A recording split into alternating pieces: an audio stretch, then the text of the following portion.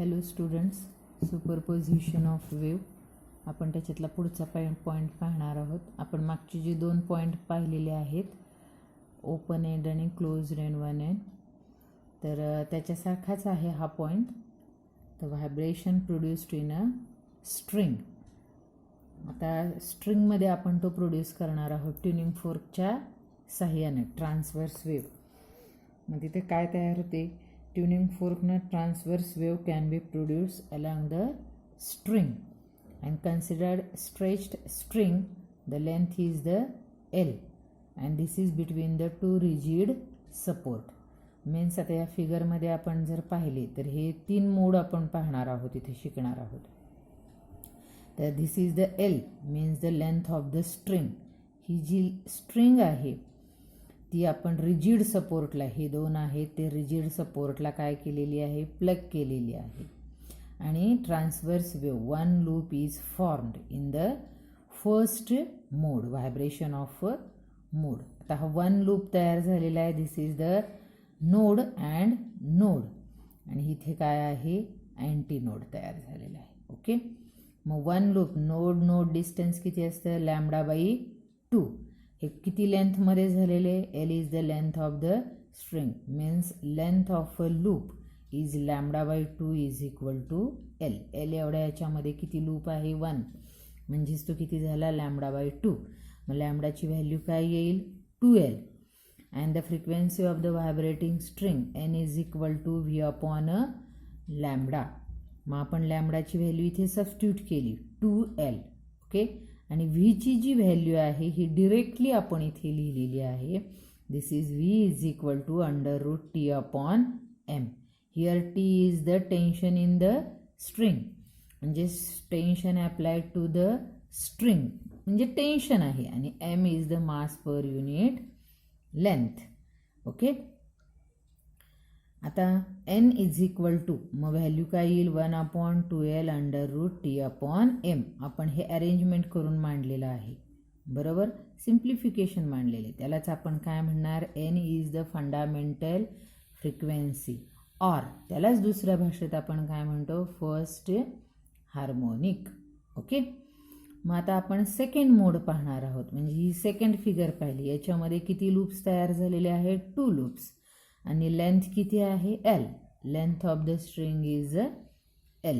Means node, this is the rigid supports, and node and node, this is the node also. Anti node and anti node आहेत. मग 2 loops झालेलेच, म्हणजेच λ/2 plus λ/2.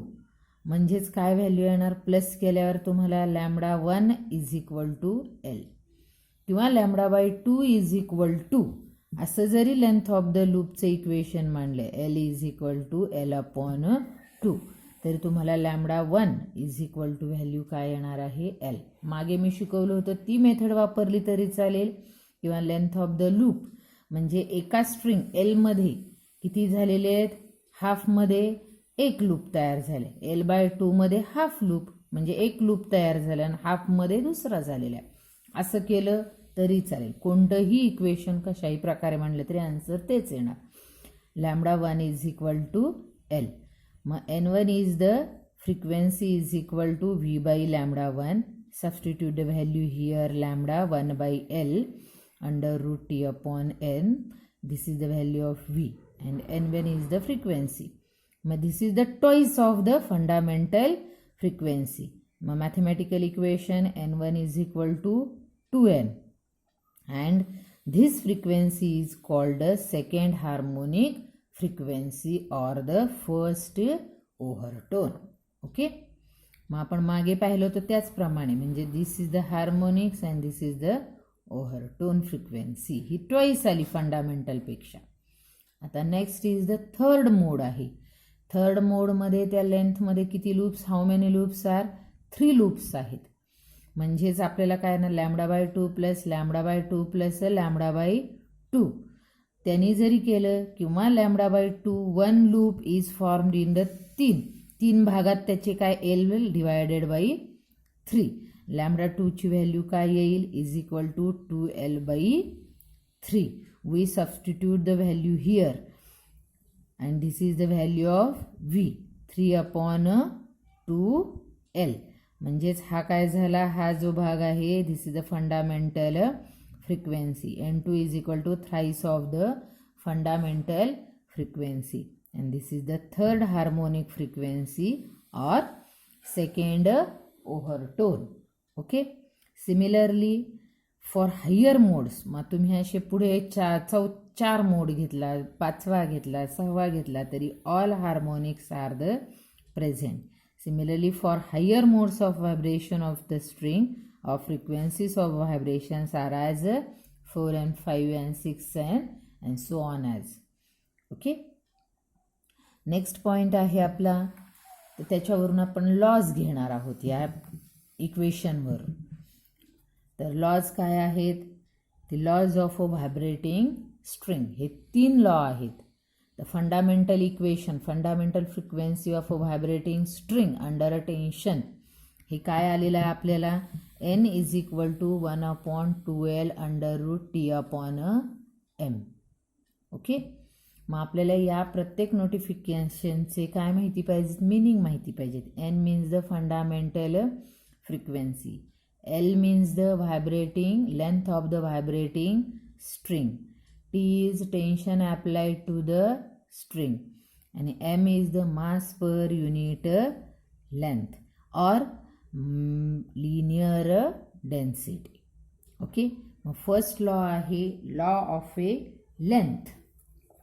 Law of length आहे तो काय आहे, N is directly proportional, N is inversely proportional to the L if T and M are the constant. हा mathematically लिहिलेला आहे आपण.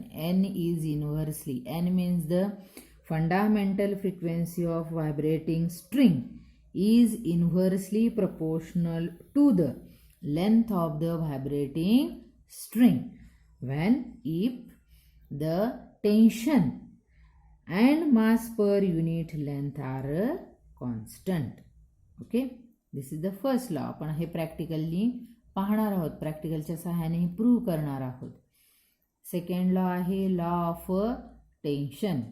आता हा काय परत तसाच, N is directly proportional to the square root of the tension if L and M means the length of the string and mass per unit length are constant. And the third law, law of linear density, that is the fundamental frequency is inversely proportional to the square root of the mass per unit length or linear density if tension and length of the string are constant. Okay, the mass having the value pi r square density. Okay, mass density म्हणजेच हे r काय असतो, constant, पाय आहे constant, length घेतलेली असेल तर आपल्याला काय असते, N is inversely proportional to the square root of the linear density or N is inversely proportional to the radius of the string. तर ही डेन्सिटी कशाची असते, मटेरियलची. आपण जी स्ट्रिंग वापरणार आहोत ती कोणत्या मटेरियलची आहे, this is the density of that material and R is the radius of that a string.